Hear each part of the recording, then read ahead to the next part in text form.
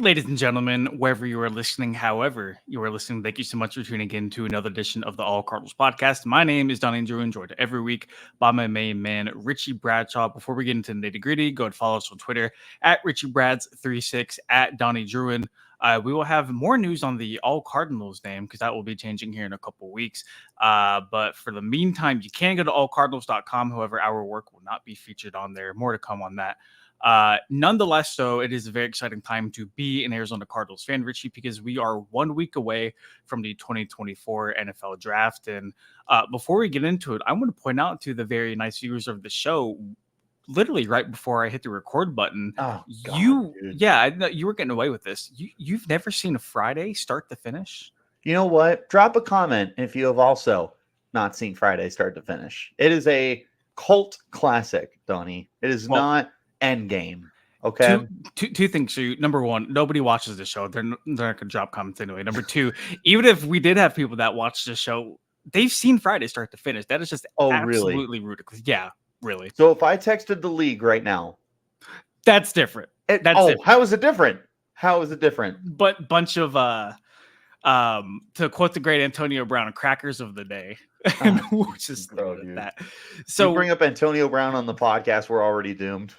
Yep, it's already a minute and a half into the podcast, but here we are, another day, another dollar with the All Cardinals squad. Richie, like I alluded to a little bit earlier, the draft is coming, man, and like I love draft time. You love draft time. I'm sure the people watching this love draft time. You can only do so much whenever it comes to draft content, and it feels like we're at the very bottom of the barrel, scraping ideas and scraping things to talk about and to write about. How excited are you for Thursday to finally roll around? 100, like really, really excited. This is going to be a really fun draft. This is one of the deepest, most talented classes we've had in the last 10 years. I know some people have said it's up there with 2014. I don't know if I'll go that far because 2014 was a historic draft class, but it's got to be up there with like a 2018 draft class or man, what else has been good? 2020 was pretty solid. Like this is looking like a really good draft class. And with the amount of offensive superstars in particular, it feels like there's just tons of Pro Bowl potential from wide receiver to offensive line. There is a superstar tight end in the draft. There's some good defensive players. This is a very fun draft class right now. And I would be excited no matter what team I am. Even if my team doesn't have a first-round pick, guess what? You can probably find a day-round starter in round 2. This is a good class. Yeah, I think that's music to the ears of Cardinals fans because 11 total picks, 6 coming in the first 3 rounds. You have 2 first-round picks, one at number 4, one at number 27.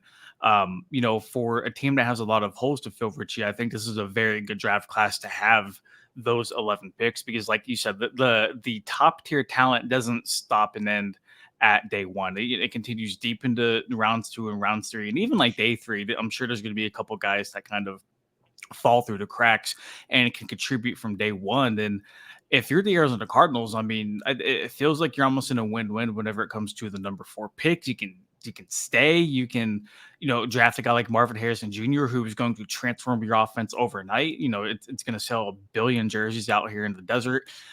You can move back a couple spots with the New York Giants, collect maybe a 2nd or 3rd round pick while still grabbing one of those top 3 guys. Other names that are in the conversation for wide receiver 1 are LSU's Malik Nabers and Washington's Rome Doomsday, a Doomsday coined by Richie Bradshaw. My man. That's right. You can see the Cardinals move down to 11, 12, or 13 with the Vikings, the Broncos, or the Las Vegas Raiders, depending on which one of those guys wants to bid the most to move up and go get a quarterback at number 4. So many different possibilities. So many, I feel like, good total outcomes that can come from the Cardinals. And honestly, Richie, if you're general manager Monty Austin for it, we're 7 days away as we record this right now, you're feeling pretty damn good. There are just so many avenues that you can go that you pointed out, because even if you don't take Marvin Harrison and you trade down and you still look like you're getting a receiver in the first round, you could take Doomsday, you could take Malik Nabers, or you could go a different position with your top 11 pick, provided you are trading down with the Vikings. You could take a look at a defensive player like a Dallas Turner, a Cooper DeJean. anyone like that. And then with your later first round pick, you can still get an Adonai Mitchell, a Brian Thomas Jr., a Troy Franklin. You don't necessarily need to take a receiver with your first pick in the draft. It just so happens that there are 3 blue chip receivers, one of them who is potentially a generational type talent. But the Cardinals have no shortage of, like I said, no shortage of avenues that they explore here. Trade downs are huge. Staying put at 4 is also something that we need to consider. Like 80% of the conversations we have around the draft when it comes to the Arizona Cardinals is that they're going to be trading down. Yep. But there is just as good a chance that they just stay at 4. Maybe they don't get the offer they're hoping to. Maybe a team isn't interested in trading up for the number 4 quarterback in the class. Maybe they're more interested in the Chargers pick at 5. Whatever the situation ends up rolling out, you're kind of in a win-win for the Cardinals because you could end up with Marvin Harrison Jr. You could end up with Joe Alt if you decide to shore up the offensive line. There's plenty of solutions that you can have if you stay at 4 or you trade down. With your other first round pick, I mean, that's best player available, Donnie. You can take a look at anybody on the offensive or defensive side of the football.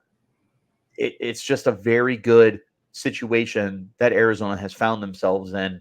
Hopefully, whatever they decide to do, it works out. But based off of Monty Austinfort's first draft, you have to like his chances to at least be able to maneuver the draft and add some talent, whether it's on day 1 or day 3. Yeah, I think that's what I really like about Monty, and I think that's why there's so much discourse around the Cardinals potentially moving down. We saw him last year go from number 3 to number 12, and then jump back up from 12 to number 6 to go get their guy. When you look at that, the position they were in last year compared to what they were in this year, I think the Cardinals are in a much better spot. But also at the same time, there's a lot of different roster spots and holes that they need to fill. And I think Cardinals fans need to remember that there's so many positions of need that they're going to address that. Like there's going to be 1 or 2 that aren't going to be maybe taken care of as early as people would have liked. I really like how you brought up the BPA strategy because you can never go wrong drafting good football players. And I feel like sometimes teams like to pitch and hold themselves into saying, okay, we need to walk out of the first round with a wide receiver. We can't go and head into round 2 or round 3 without a top guy. And sometimes they end up reaching, sometimes they end up completely screwing themselves out of not a generational talent, but maybe like a top guy, maybe like a perennial Pro Bowler, because they valued position X more than position Z. And I guess almost a good thing for the Cardinals and their current state of the roster, they can draft almost anybody, and it would be an upgrade over whoever might be at the spot, at least in the first round with pick number 4 and maybe even pick number 27. And as somebody who I feel like I've been bad about peddling the Monty move down market, I just from the people I talked to, I've talked to people on the coaching staff, I've talked to people in the front office, and our conversations have been reflective to me in the light of they would be very open to moving down. Obviously, that smoke blew up over the last couple months in the offseason, but I really like how you pointed out they can stay. Monty Austinfort has no desire, no need. He might have desire. He has no need to trade down. If the Cardinals don't like any haul they don't get, if they are not getting those 3 first-round picks from Minnesota Vikings, they would run to the podium with a big ass smile on their face and then go hand them the card for Marvin Harrison Jr. Like it makes too much sense. They're in a complete win-win here. And I really don't see a way for Arizona to walk out of the first round as the losers. Donnie, it's just one of those situations where, yes, the trade down is ideal. Stacking picks, all that good stuff. It's all in theory, though. You also need to understand that you are just looking to add talent. Like you said, this is a roster where you can add a variety of different players and potentially upgrade positions. That's one of the situations you find yourself in when you are a rebuilding team is you don't have to necessarily identify 2 or 3 holes because more often than not, the roster is just in need of upgrades. So the Cardinals could decide to roll out with Marvin Harrison Jr. with the 4th pick if they decide to stay. And then with their later pick in the first round, they could look at an edge rusher if a Jared Verse or a Latu Latu falls. You could look at a defensive back like a Nate Wiggins or Tyler Newton. Not Tyler Newman since you got safeties. But point is, there's not really any specific need for the Cardinals that is going to demand your attention because the roster is very upgradable throughout. That doesn't mean they don't have good players, but it means that if you find really high players on your draft board available at X pick, then you take them and you potentially plug and play them into your defense or your offense or wherever you end up having them play. So the title of this video is Cardinals Vibe Check, and it's kind of just a general conversation of our thoughts and our feelings for the Cardinals heading into the draft. We're a week removed. It's going to be an incredibly busy weekend for people like us, and obviously the Cardinals themselves. I know I just said the Cardinals are in a really good spot. Like they can afford to take whoever, and it would be a win. That being said, though, Richie, I don't think they leave the first round without one of those top three guys in Harrison, Odunze, or Nabers. Whether they stick at 4, whether they trade back to 6, whether they move back to 11. I just think the Cardinals know they need a top wideout for Kyler Murray moving forward. And Odunze, Harrison, and Nabers, I mean, different flavors for different teams. You know, we've heard all throughout the draft process that some guys are ranked higher than others, just depending on which team you talk to. I don't think they can go wrong with Marvin. I don't think they can go wrong with the Dunze. I'm a little skeptical on how Nabers would slot into Arizona, but that's a completely different conversation. I don't see. There's such an obvious need for a top receiver. They're in a position to go get one. They let Rondell Moore walk. They let Marquise Brown walk. They really didn't add anybody to that receiver room. And I think if you were to pair a guy like Marvin Harrison Jr. or Rome Odunze with a Michael Wilson, with a Greg Dortch, with a Trey McBride, you're cooking. You're at least taking significant steps forward. That's provided that Greg Dortch and Michael Wilson can step up into their roles, which I definitely think they can. I like those guys a lot, but at a bare minimum, you're adding a true X receiver with any of MHJ, Nabers, or Odunze. Like those are perfect wide receiver ones in the way that they profile.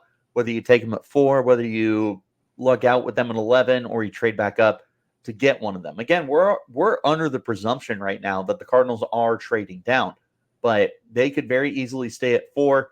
They don't even necessarily need to take MHJ because you have Odunze and Nabers are wide receiver 1 in a lot of other classes. And if there are certain characteristics and attributes that the Cardinals value over MHJ, they could still be the guy over them. And sure, it might get some people upset because it's not Marvin Harrison Jr., but 5 years down the road, if Rome Odunze is a perennial Pro Bowler, you're not necessarily losing sleep over it. So it's all going to be about the way that the Cardinals want to evaluate these guys.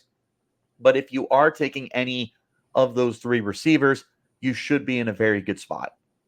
No, I would completely agree. And one thing that Monty Austin-Fort and Jonathan Cannon have been very clear about whenever we ask them what they look for in a wide receiver is 2 things. Number 1, get open. And number 2, catch the football. And I do want to bring this up because Marvin Harrison Jr. is an extremely popular name, very deservingly so. I know sometimes he'll get a little bit of flack, and a lot of people say that, they'll question whether or not he would still be wide receiver 1 even without his last name. I think he would. He's still wide receiver 1 for me. But if you look at this chart provided by Reception Perception, success by route, Rome Odunze, when you talk about guys getting open and catching the football, it's really hard to find another player that kind of profiles like he does. And Richie, I don't know where I saw this. I need to go back and dig through Twitter, but somebody had compared this route tree from Rome and the Devontae Adams route tree for him coming out of college. And it was very, very identical. Obviously, comparing a college kid who's never stepped on an NFL field to a perennial Pro Bowl player like Devontae Adams is sometimes risky business. But at the end of the day, my man, if the Cardinals end up with a Odunze over Harrison, I understand why people would be upset, but like you're still getting a very good football player for Kyler Murray. He's a beast, man. There's a reason why I have dubbed him Doomsday. It's because when you're lined up on him, man, it's looking like you're going to be in for a fight. This is such a precision route runner. And one of the things that I love about him that I've said many a times is you put that ball up in his zip code, he's got the 50-50 mentality. He is coming down with that football. He's a beast. He's a monster. I understand it's not Marvin Harrison Jr. because that's name brand value. And Adunze is still name brand. He's just not what Marvin Harrison Jr. is. He's still a monster. And I promise he will instantly become a fan favorite in Arizona. The problem is, I don't know what jersey number he'll wear. He can't wear number 11. No. One is already taken by Kyler Murray. Yep. I would hope that he either looks at number 0 or, honestly, this is going to sound crazy. 0. Zach Pascal has that. Is Pascal still there? I think so. Gotcha. Well, then in that case, call me crazy. I want to see him in the 80s.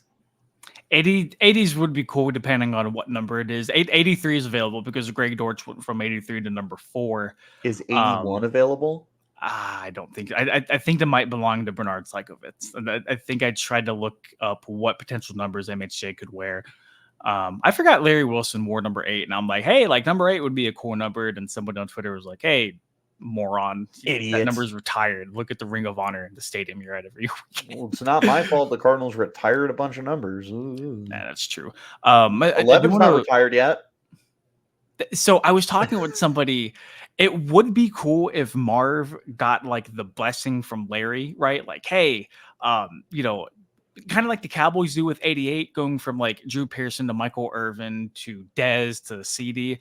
Like that would be kind of cool to see. Like a legacy number. Yeah, but also I think Marv kind of wants to pave his own path, and I wouldn't be upset with Marvin saying, hey, you know what? 11 is a legendary number here. I want it to stay that way. I want 11 to be Larry, and I want whatever number I'm picking to be me.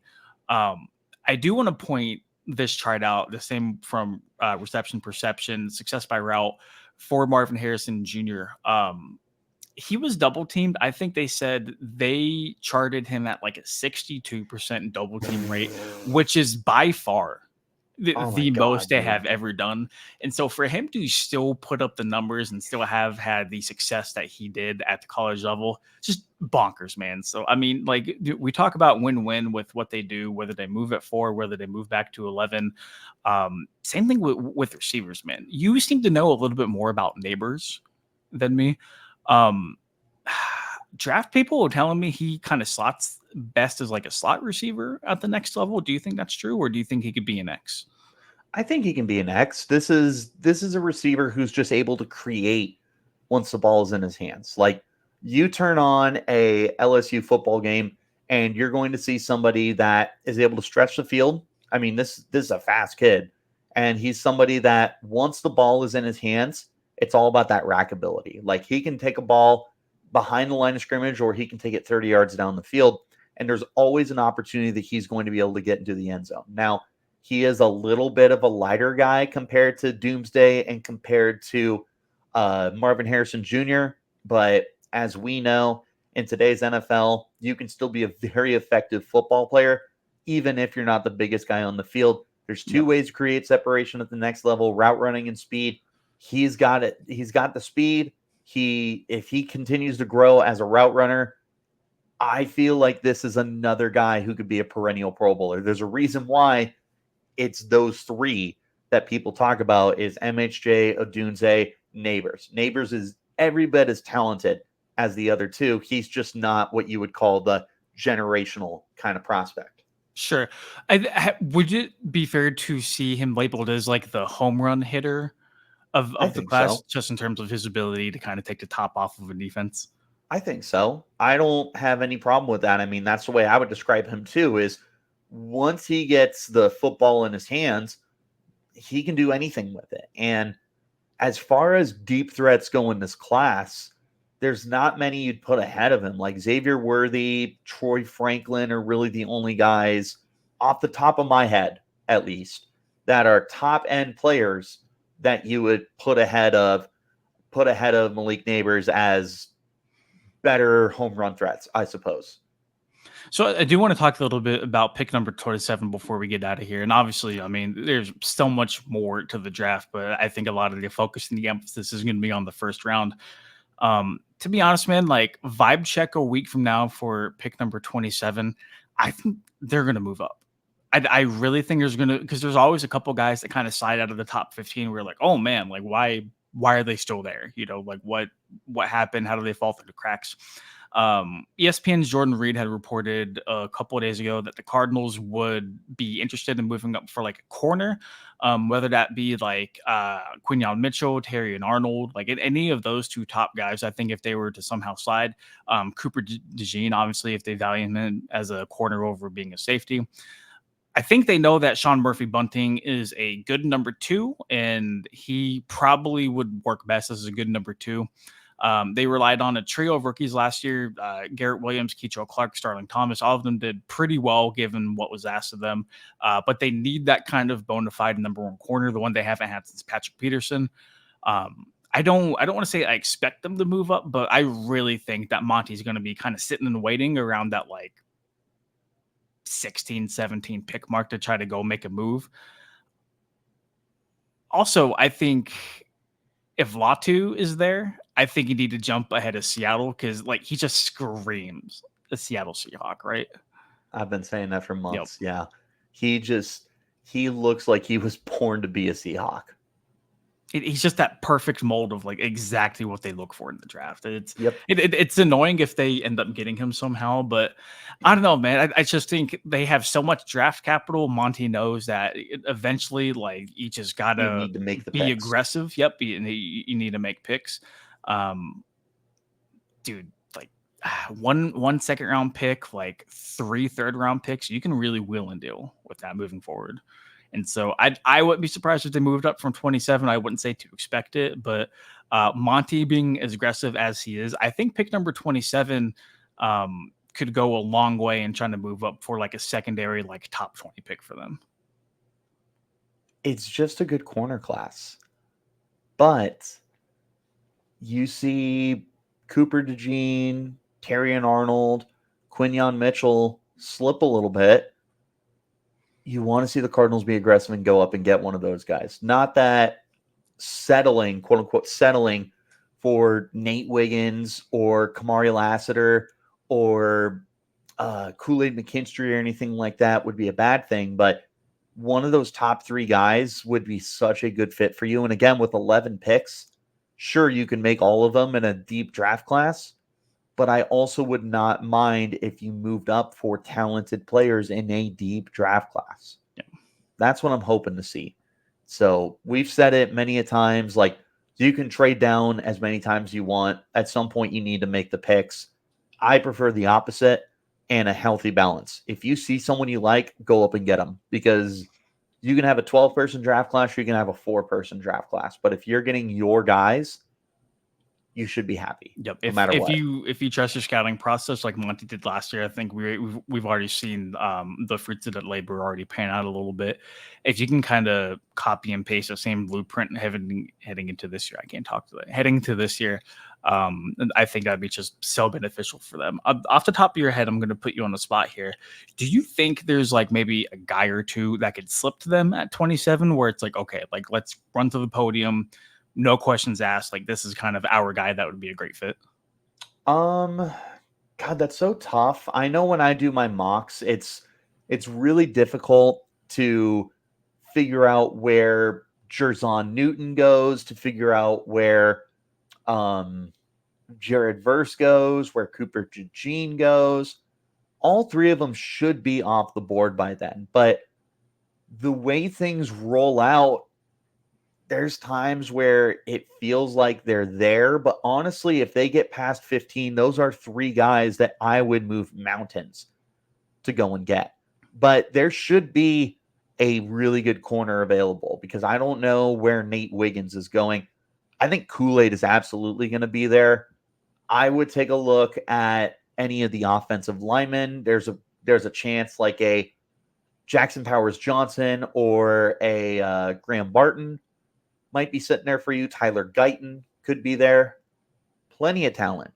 It's just a good draft class to the point where you don't really know where teams are going to value a certain player. No, that's fair. I think I just did a mock draft today for SI Fan Nation, and I took Marvin at number 4. It was no trade mock. I took Marvin at 4, and then I grabbed Darius Robinson at pick 27. And I know they just got Bilal Nichols and Justin Jones, but man, like a versatile guy like that who could play both in the interior and on the edge. Right. His strength, his length, his ability to get after the passer. I think he could wreak havoc on that front. I think he would absolutely be available there too. And that would be a very quality pick. And I do wonder how their early second round pick kind of factors into things too. Like if they consider a pool of like corners, for example, and like not that I'm an NFL GM by any stretch of the imagination, but whenever I was doing the mock draft, I was pretty confident that there were still going to be a handful of corners for me to take in that like early second round frame. Maybe a guy like TJ Tampa is still available. Maybe like Kool-Aid or Nate Wiggins, like you had pointed out, Kamari. I was pretty confident one of those guys would have been there like less than 10 picks out from me picking in the second round. And that's why I went with a guy like Robinson. And I think that'd be a really good option. So, but yeah, man, overall thoughts on the Cardinals first round. I mean, an exciting time nonetheless. Dude, I'm just ready to get to the I'm ready for it. I'm definitely ready for it. So we've had a lot of time to talk about it. We've had a lot of time to look at different things. Let's just do it. Yep. Let's just do it. But if you're Cardinals fans, good vibes, right? I mean, there's no reason for you not to be excited for Thursday. Yes. Okay. There's just so many different ways it can go down. But they're all good, though. Yes. No, 100%. It's must-watch TV for the Cardinals. Like, the draft's always fun to tune into, but if you're a Cardinals fan, you should be more excited than any other team going into this. The worst part, no matter what direction they go, a move's not going to happen until they're on the clock. And, like, it's probably going to come, like, in the later half of that 10 minutes, too. So... Yep, and I know a lot of people were thinking it was going to be a pre-draft trade. I don't think that was ever realistic. No, not at all. I think any deal, especially when you're talking about the capital being involved, any deal would be contingent on player X, Y, or Z being available, and you just don't know until you get on the clock. I mean, let's say Marv goes at number 3, or let's say McCarthy goes at like number 2 or number 3, and you have like a Drake May or Jaden Daniels available at number 4. That can change things. That can really change things in a hurry. And maybe the Broncos wanted McCarthy and now they're out on moving up, and maybe the Vikings were out on moving up, but now that Jaden Daniels or Drake May is available, maybe that price tag becomes a little bit more justifiable. So I never believed there was a pre-draft deal done. I think framework for all of those teams are in place, and I think ultimately it's going to go to the highest bidder if they do move down. I think the framework is certainly there, but I think them actually agreeing, handshake, sending it into the league office, I never believe that.